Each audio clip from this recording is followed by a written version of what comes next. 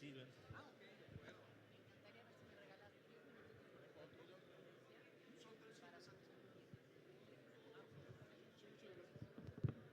Ya está activado, ¿no? Ya.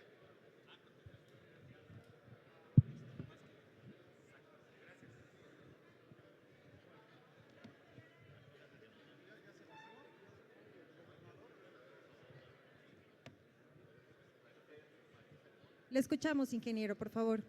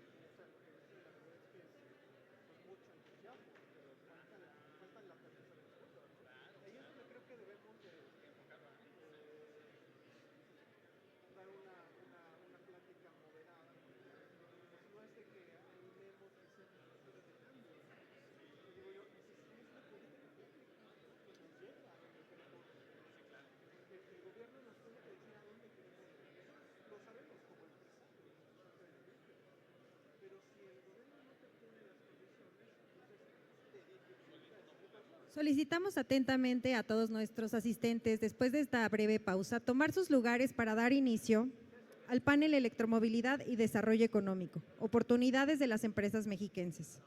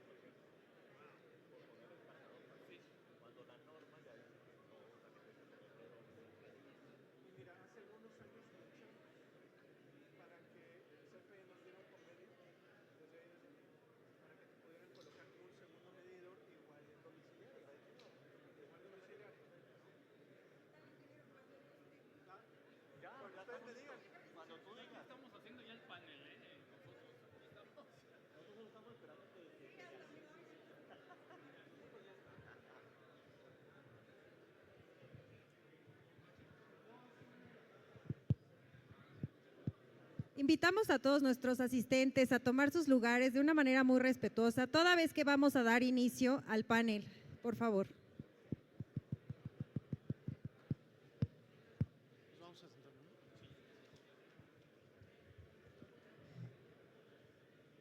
Hola, hola a todos.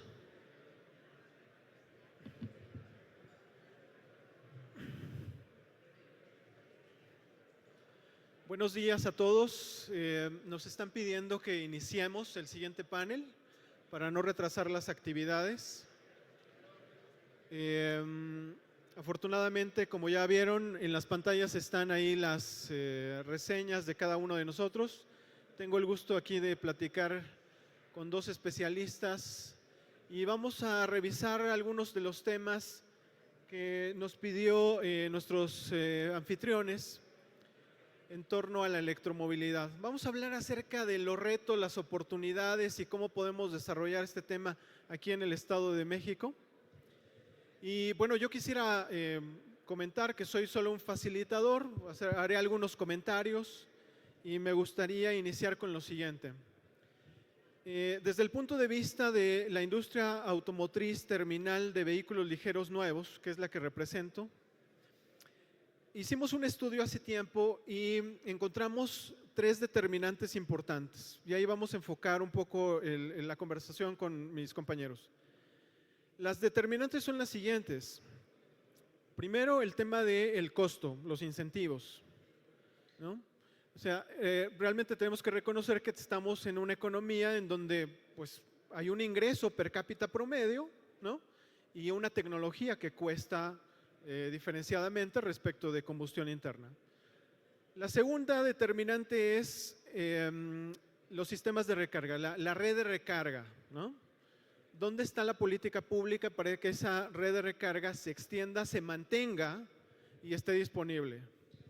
Y la tercera determinante es la energía eléctrica. ¿De dónde se está generando esta energía eléctrica? Y si no estamos pasando externalidad de generación eléctrica o de consumo de energía eléctrica de un lugar a otro, ¿no? Ahora, ¿qué nos hace falta para poder dar este boom? ¿Cuáles son los retos y oportunidades para esto? Para esto tenemos aquí acompañándonos representantes del servicio que se da para la instalación de los puntos de recarga y también compañeros de la industria automotriz de vehículos pesados. A ver, ¿cómo iniciamos? Adelante, César, si quieres comenzar, ¿cuáles son los retos y las oportunidades de la electromovilidad desde el punto de vista donde te desarrollas? Claro, muchas gracias, Osvaldo. Bueno, compañeros, compañeras, primero que nada, muchas gracias por estar aquí con nosotros. Es un placer estar aquí. César Pedrero, director de logística de materiales, Daimler Planta Santiago. Y en este caso me gustaría hablarles como un usuario, no tanto como un fabricante, que lo somos, tenemos una línea. De hecho, tenemos el orgullo de ser la compañía que hace 140 años inventó el auto y el camión. Y ahora estamos en la etapa de transformación, pues para seguir innovando y pues llegar a satisfacer el mercado eléctrico. Y los comentarios que me gustaría hacerles es no tanto como fabricante, sino como usuario, porque nosotros también necesitamos proveeduría de transporte que nos haga llegar las partes y estamos también en esta transición a los eléctricos. Y bueno, Osvaldo, ahora que mencionas de las oportunidades, yo dividiría las oportunidades en dos sectores muy grandes. El primero es para las empresas que quieren participar en la proveeduría, fabricación, etcétera, etcétera, relacionado con la electromovilidad, y las empresas que quieren ser beneficiadas pues precisamente de los vehículos eléctricos, ¿no? Y comenzando con las empresas que quieren fabricar partes o vehículos eléctricos.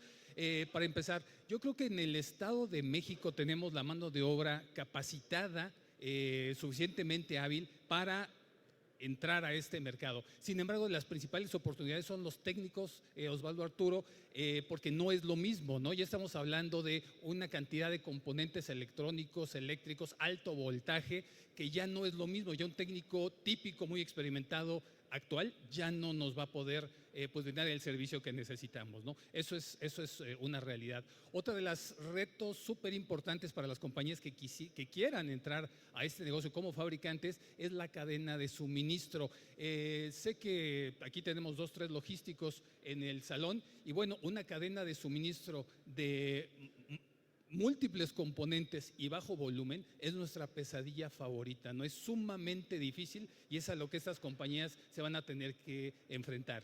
Y ahora, si pasamos a las compañías que quieren beneficiarse del transporte eléctrico, pues me gustaría decirlo de esta manera. Tenemos 2 retos o 2 tipos de retos grandes, los aparentes y después uno real.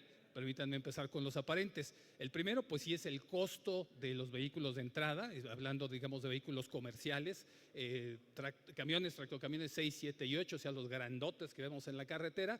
El costo aparentemente sí es más alto. Tenemos el tiempo de carga. Dice, oye, pero ya no llego a la gasolinería y le pongo diésel en 5 o 10 minutos, ¿verdad? Ya lo tengo que cargar en un poquito más. Segundo, y el tiempo y la independencia del camión o del vehículo, ¿cuántos kilómetros me va a dar?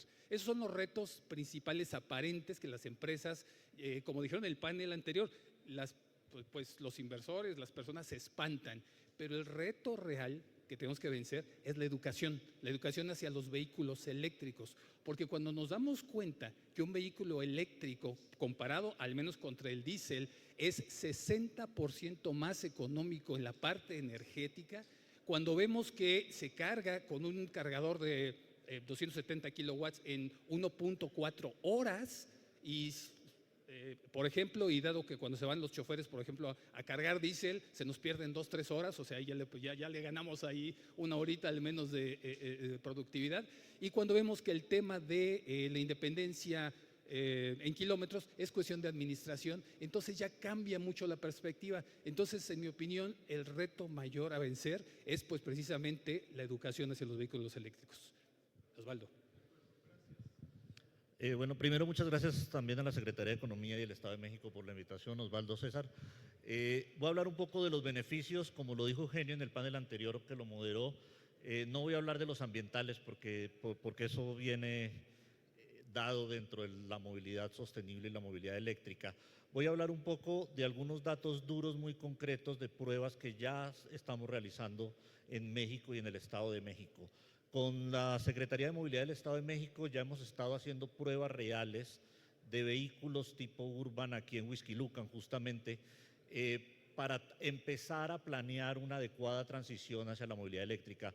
El subsecretario lo decía muy claro, esto no es dame 5 unidades de las que veo afuera, esto es, hay que planear muy bien qué vehículo, para qué ruta y con qué autonomía necesito para poder hacer los recorridos que voy a hacer. En el caso de Huixquilucan, y voy a dar muchos números más o menos de lo que, datos reales, en la subida, que la subida de aquí es tal vez de las más pesadas del Estado de México, el consumo de batería fue alrededor del 8% y de bajada el 2%. En toda la ruta, desde que empezó a las 5 de la mañana, con la carga que se hizo nocturna, que es lo que mencionaba también César, en los patios del transportista, en los patios del empresario, en los patios del líder, se cargó la unidad en la noche y salió a hacer recorrido como todos los días, a hacer todos los ciclos normales. Se hizo con una sola carga toda la ruta sin ningún problema, recogiendo pasajeros, recogiendo pasaje. Y lo más interesante, o dos de las cosas más interesantes en este recorrido, tienen que ver, una, el consumo de gasolina que tienen estas unidades iguales de los líderes es de entre 900 y 1,000 pesos al día. Cuando lo llevamos a eléctrico estamos hablando de 233 pesos al día. Esto en sí mismo ya representa una oportunidad de negocio dentro del transporte público, dentro del transporte de personal, dentro del transporte en casi cualquier empresa o cualquier actividad que está utilizando transporte tanto de pasajeros como de carga. En última milla es similar. Incluso una de las grandes dudas que tenían los transportistas en Huixquilucan era si la unidad iba a jalar en la subida. ¿Por qué? Porque tienen mucho miedo y eso es parte de lo que decía el panel anterior. ¿Cómo eliminamos el miedo? Usándola en las rutas que tenemos que probarla. Y no les puedo compartir el audio del conductor cuando sí jaló en la subida porque es muy grosero, pero claramente jaló perfecto una unidad con 24 pasajeros en una subida como las de Huixquilucan. Entonces, ¿es una oportunidad de negocio? Claro. ¿Es una oportunidad de hacer la transición? Sí, pero hay que hacerlo de manera adecuada, hay que planearlo. No es para ponerlo en cualquier ruta, hay que probar la ruta y hacer el análisis adecuado de la ruta, el tipo de unidad, el tipo de batería y autonomía. Otra de las pruebas que hicimos tiene que ver con transporte pesado. Y estamos hablando de tractocamiones de 80 toneladas en movilizaciones de full y de medio. Una de las pruebas que fue desde Cuautla hasta Puebla, 251 kilómetros, normalmente en diésel, esos 251 kilómetros son alrededor de 3,000 pesos. En el eléctrico, el consumo fue de 1,200 pesos. Ahí es donde estamos viendo que la transición es adecuada, que la transición se puede, que la transición es económicamente viable para los transportistas. Y el tercer ejemplo, en Puebla, y cuando tengan la oportunidad de ir, tenemos la estación de recarga de vehículos eléctricos más potente de América Latina hoy, con servicio al público. La gran mayoría de los vehículos que van a cargar son hoy de servicio de Uber. Cada vez que yo veo, y lo mencionaba el panel anterior, la gran mayoría son BYD Dolphin. Yo cada vez que veo uno cargando, que son todos los días, voy y le pregunto al conductor, dime cómo te está yendo con la recarga. Ah, bueno, yo recargo aquí a tanto, si lo hiciera en la casa es mucho más barato o en un patio, pero pues no tengo la energía en la casa o no tengo la conexión en la casa, entonces vengo a cargar con ustedes. Y le pregunto siempre, ¿cuánto gastaba en gasolina? Me decía, entre 700 y 900 pesos al día. Y hoy con el eléctrico, ¿cuánto? 300 pesos al día. Y 300 pagándola al costo de una electrolinera, es decir, si lo hiciera en la casa le saldría 200 pesos el día. ¿Esto qué implica?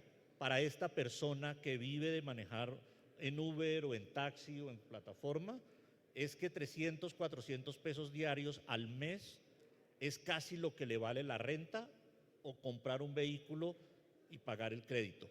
Muchos de los que van a la electrolinera les pregunto y me dicen, sí, ya estamos pensando en comprar. Esto es un cambio de paradigma real de que los costos entre lo eléctrico y la combustión sí nos van a permitir mejorar la parte económica, y esto nos va a llevar a mejores eficiencias en las empresas, última milla, pasajeros y demás. Y entre los retos sí hay uno clave en este punto, y es que hoy en día el precio de los vehículos eléctricos todavía es un poco superior al de los vehículos de combustión. En los próximos años vamos a ver un cambio dramático en esto. Las baterías están bajando muchísimo de precio, la tecnología está avanzando de maneras agigantadas, eso va a cambiar, pero hoy, por eso muchos estados estamos viendo que a través de bonos de chatarrización, a través de las secretarías de Economía, están apoyando a los transportistas para hacer esa transición. Y ahí es donde viene un poco también lo de política pública y retos que desde el gobierno también hay en apoyar y promover la transición. De acuerdo, muchas gracias. Me parece que estamos aquí teniendo dos elementos importantes que debiéramos de tener en cuenta. Primero, los usuarios están construyendo, ¿no?, esquemas a la medida, ¿no? Y ahí es donde encuentran la atención y los números negros, ¿no? Y también es importante reconocer las áreas de oportunidad para poderlos atender. Como decían, hay retos aparentes y retos reales, muy importantes esos conceptos.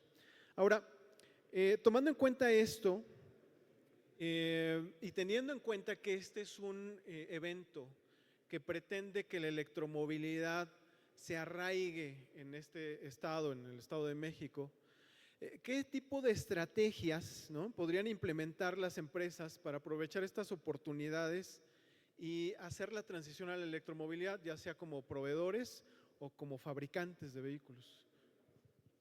¿Quieres comenzar, César? Sí, claro, por supuesto.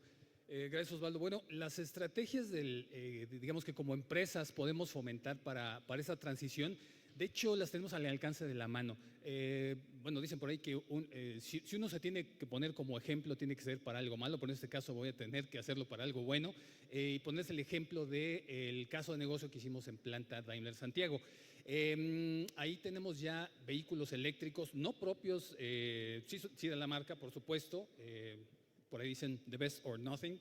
Entonces, tenemos unidades dándonos servicios de un proveedor, de un tercero, que es un transportista nuestro. ¿Cómo logramos esto? Muchas veces podemos hacer alianzas estratégicas para permitir a los transportistas la verdad, acercarse a los vehículos eléctricos. Si nosotros como compañías, como contratantes, seguimos con las mismas políticas, por ejemplo, de hacer una licitación, un bid cada año, cada 2 años, no va a ser posible para muchos conseguir un vehículo eléctrico. Sin embargo, flexibilizando un poquito las políticas, no pagando más, porque entonces ya la empresa se perjudicaría, sino cambiando un poquito los parámetros de tiempo, por ejemplo, de contrato, condiciones y demás, es posible. Nosotros así lo hicimos y nos están dando un excelente servicio. Otra de las maneras que las industrias podemos promover a los vehículos eléctricos es que, bueno, toda empresa grande, seria y responsable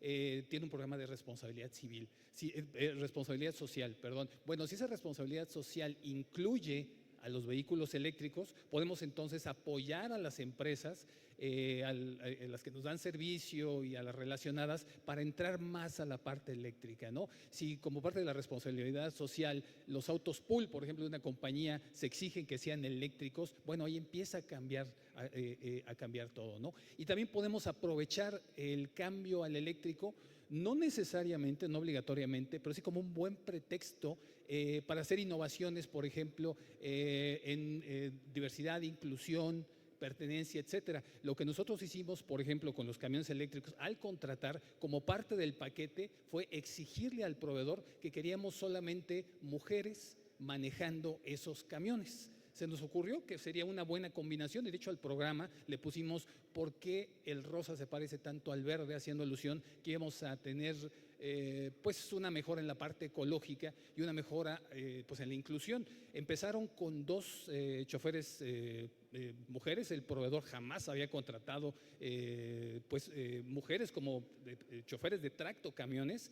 Y ahorita ya tiene más de 20 y acaba de poner una escuela específica para mujeres que quieran ser choferes, y han dado un servicio maravilloso, ¿no? Entonces hay una serie de políticas que nos puede acercar realmente hacia donde vamos y acercarnos a los vehículos eléctricos, y de paso beneficiar no nada más a la empresa, sino realmente a la sociedad. Gracias. Arturo, en el caso de este vínculo que se requiere con las empresas del Estado de México, ¿cómo se puede hacer la promoción para que adopten electromovilidad con los consumidores y las empresas mismas del Estado de México? Bueno, probablemente decimos del Estado de México, pero tu experiencia está vinculada a Puebla. A ver. Bueno, no, la experiencia está vinculada, al final somos una empresa global, hoy tenemos sede en Puebla, pero también estamos en Dubái, Ciudad de México y con una proyección global. Entonces estamos muy cerca de todos los desarrollos tecnológicos a nivel mundial en términos de movilidad sostenible, desde micro hasta movilidad pesada. Hay varios temas en esto. Creo que uno de lo que ya mencionaron antes y también ahorita de los retos y cómo podemos promover y que en el Estado de México en realidad haya un avance importante en la electromovilidad, tiene que ver con el reto de la infraestructura de carga. Durante los 2 últimos años, todos los eventos en los que participamos, todos los que participan en los eventos, siempre se menciona, siempre se dice, bueno, la infraestructura de carga. ¿Quién va a poner la infraestructura de carga? El Estado no la va a poner y no la tiene por qué poner. Es decir, es como si le dijéramos al Estado, pon gasolineras. No es su responsabilidad, pero sí es importante que haya facilidades y normas claras y reglas claras para la instalación de estaciones de recarga o llamadas electrolineras hoy. ¿Por qué? Porque al final para el sector privado es una inversión, y es una inversión que genera un retorno financiero. La electrolinera que tenemos en Puebla ha quintuplicado los ingresos en los últimos 18 meses. ¿Por qué? Porque ha habido un aumento en la venta de vehículos eléctricos. Entonces, los 2 componentes van muy ligados. Si tengo infraestructura de carga, la gente va a estar también más tranquila de saber que se puede ir de aquí a Querétaro y en Querétaro hay donde cargar, o de aquí a León, o de aquí a Monterrey. Que es hoy el gran temor. Yo no puedo sacar mi vehículo eléctrico porque si llego a Querétaro, a Guanajuato ya no llego, porque hay cargas lentas en Querétaro y me tengo que parar 8 horas a poder volver a cargar para seguir a un trayecto de 2 horas, y en Guanajuato tampoco hay. Entonces, ¿cómo empiezo a construir? Y la forma de construirla es, uno, normas claras, reglas claras. Ya sacaron varios reglamentos y normatividad de la CRE, hoy en CENER. Y lo otro es que también el sector privado y los empresarios lo deben ver como una inversión. O sea, esto es una inversión, y si yo monto una infraestructura de carga hoy, es como si montara una gasolinera hace 50 años, cuando no había. ¿Por qué? ¿Cómo nos pasa con la gasolina? Yo siempre cargo en los mismos lugares donde siempre voy. Si vengo a México, siempre utilizo la misma autopista y casi siempre paro en el mismo lugar. Si soy de los primeros en montar estaciones de recarga, pues la gente va a decir, no, pues voy a esta y siempre está en mi camino y ya me voy a ir. Y Estado de México es un estado enorme, donde hay que construir una infraestructura de carga eficiente que le permita tanto a las personas decir, oye, puedo cargar en cualquier momento, como al transporte público, como a los taxis, como al transporte pesado. Eso implica también lo que mencionaste, el reto de la energía. Y aunque hoy hay soluciones ya viables para el tema de energía, como las battery storage, es decir, yo puedo tener almacenamiento de energía para cargar los vehículos y esto me va a permitir no sobrecargar la red, pues es un proceso también que hasta ahora está empezando a desarrollarse no solo en México, sino en el mundo en temas de almacenamiento y cómo, no sé, recargar el almacenamiento en la noche, que es más barata, y usarlo a la hora pico, y eso me va a traer números negros también al momento de implementar. Pero creo que el tema es, uno, abordar la infraestructura de carga como un negocio, y como lo dijeron esta mañana, lo tienen que abordar los empresarios con normas claras del gobierno. Y lo segundo, también lo mencionaron mucho, es la capacitación. ¿Capacitación en qué? Ingenierías eléctricas, temas eléctricos. Lo mencionó Isidoro también, el tema de postventa. Hoy uno sale a la calle y talleres de Pepito, de Juan, hay miles de combustión. ¿Cuántos hay que puedan o que sepan trabajar el tema eléctrico? Entonces, la capacitación, la innovación, cómo llevamos… En la electromovilidad es algo supremamente hermoso ver que todo cambia. O sea, desde el marketing, la comunicación, la fabricación, el ensamblaje, la cadena de suministros cambia. Entonces hay enormes oportunidades desde la educación, la inversión y obviamente un gobierno que esté comprometido con acompañar el cambio. Correcto. Gracias por las contribuciones. Me parece que estamos haciendo un entorno en donde este sistema, para poderse vincular, acoplar, requiere de una política pública, ¿no? Una política pública que esté liderada por, en este caso, el gobierno federal, que busque a sus campeones estatales, ¿no? Y que haya una vinculación importante con pues la academia, evidentemente con la industria, donde este sistema trabaje con metas claras, específicas, etcétera, ¿no? Tenemos un espacio para que el público nos pudiera hacer un par de preguntas. Entonces, no sé si haya alguien que quiera hacer una pregunta antes de que finalicemos este panel. Tenemos espacio para 2 preguntas. Aprovechen. Cobramos lo mismo. Aquí va el micrófono. Buenas tardes. Regino Modesto, de Autopartes y Componentes. Mi pregunta es sobre los vehículos para transporte público, vehículos pesados. ¿Qué planes tienen? Oye, tiene que pegarse un poquito más el micrófono. Okay. ¿Qué estrategias tienen para los vehículos pesados para transporte público, autobuses? Estrategias para vehículos pesados, transporte público. Para transporte público, bueno, ahorita le cedemos a Arturo, que es nuestro especialista. Nada más mencionar, para transporte pesado, tenemos ya el desarrollo completito.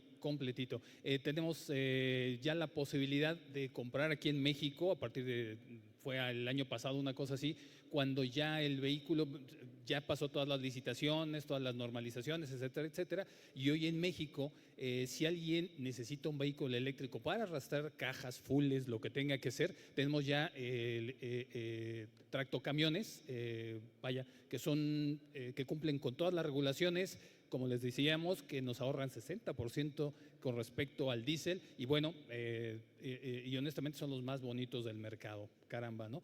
Y sin embargo, para autobuses, pues, si nos haces el favor, Arturo. Listo. Voy a hablar de los dos temas, ya que nosotros nos movemos en ambos mundos pesados y temas. Hay algo que tener en cuenta. Hoy en día, en lo que es transporte de carga, ya está muy demostrado que es muy eficiente todo lo que tiene que ver con última milla. Todo lo que tiene que ver con repartos en ciudad, rutas específicas en ciudades, ya eso está más que probado que funciona. Por eso Mercado Libre lo tiene, por eso Bimbo lo tiene, por eso Amazon lo está haciendo, por eso todos están haciendo procesos de transición de última milla en transporte de carga. En transporte pesado todavía hay algunas limitantes en términos de distancias, pero tiene que ver con el reto de las estaciones de carga. En Michoacán me decían, si yo quiero llevar el tractocamión de aguacates hasta El Paso, que son más de 3.000 kilómetros, ¿cómo lo hago? Y le digo, en principio necesitamos 7 electrolineras de carga rápida en toda la ruta para poder hacer eso. Eso implica hacer inversiones en 5 estados con electrolineras reales de carga de alta velocidad para que lo puedan hacer. Pero resulta que también ellos tienen muchos trayectos que son de donde recogen el aguacate al centro de acopio, que pasa también mucho en el Estado de México en otros productos. Esto funciona muy bien, trayectos de 200 kilómetros, 300 kilómetros en transporte eléctrico, de carga pesada hasta full de 80 toneladas funciona muy bien. ¿Por qué? Porque se puede hacer un circuito en donde vas y vienes o simplemente haces un punto de carga en salida y otro en llegada. Entonces, ¿existen las soluciones? Sí, hay que analizar cada caso en particular, hay que hacerlo y hay que hacer pruebas, hay que verificar rutas, si son subidas, bajadas, y el peso promedio que cargan. Entonces, sí hay soluciones. Hoy hay vehículos de carga pesada hasta de 600 kilómetros de autonomía, lo cual ya empieza a ser también un hito hacia el futuro del transporte de carga. Y por el otro lado, el transporte de pasajeros, ese sí está muy probado. Si vemos Colombia, si vemos Ciudad de México, los sistemas de transporte tipo Transmetro, Transmilenio en Colombia son muy eficientes cuando se empiezan a convertir en eléctricos. Todo el transporte de pasajeros que son, ¿cómo es que se llaman? Las alimentadoras de los sistemas principales también es muy eficiente. ¿Dónde diría yo hoy? Hoy no es el momento todavía y tiene que ver con la infraestructura de carga. Es si me dicen, mira, vamos a hacer autobuses de aquí a León. Te digo, es muy probable que hoy no tengamos cómo hacer ese trayecto, en el futuro sí, pero hoy todo lo que tiene que ver con transporte urbano, de pasajeros y de carga es supremamente eficiente y ya está aprobado. Transportes de largas distancias, hay tecnologías, es cuestión de definir también métodos de carga, porque al final, pues es lo mismo que le pasa a uno con el de gasolina. O sea, el de gasolina tiene una autonomía, si yo no paro a recargar no llego a ningún lado, es exactamente lo mismo. Entonces no es tanto el problema de la autonomía del vehículo, sino de la infraestructura de dónde puedo cargar de manera rápida en trayectos largos. Muchas gracias. Se nos ha acabado el tiempo, ya no vamos a hacer ninguna otra pregunta. Vamos a terminar señalando en que esperamos que el Estado de México sea uno de esos campeones estatales que pueda impulsar la electromovilidad, ¿no? Importante también aquí indicar que estamos platicando de electromovilidad, ¿no? Pero ya se dijo hace rato, hay 4 componentes en el futuro de los sistemas de movilidad. Uno es el componente eléctrico, el otro es la conectividad, el tercero es la autonomía y muy probablemente un cuarto, ¿no? Eso dependerá de circunstancias, el tema de los sistemas compartidos, ¿no? Ya se decía aquí, hay sistemas para, o hay proyectos para hacer sistemas en donde estos 4 componentes funcionen. Las nuevas generaciones probablemente ya no quieran comprar un auto, lo quieran compartir y eso también va a ser un elemento de movilidad que nos ayude a tener una calidad de vida superior, ¿no? Muchas gracias por su atención y por participar aquí en este panel.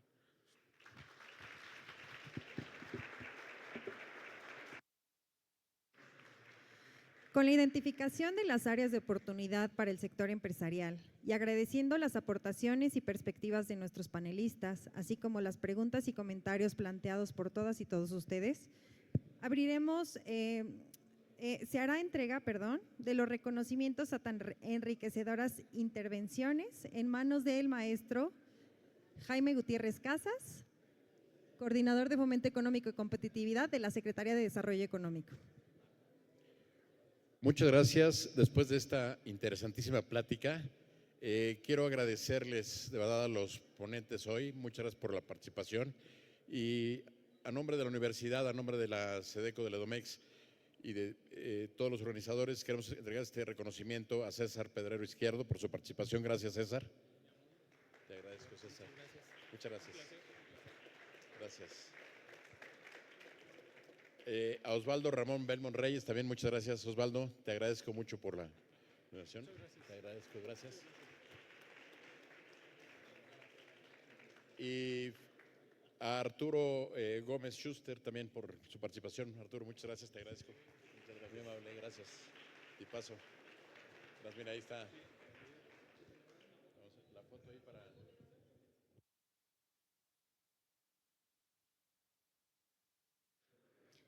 Despidamos, por favor, con un fuerte aplauso a nuestros panelistas.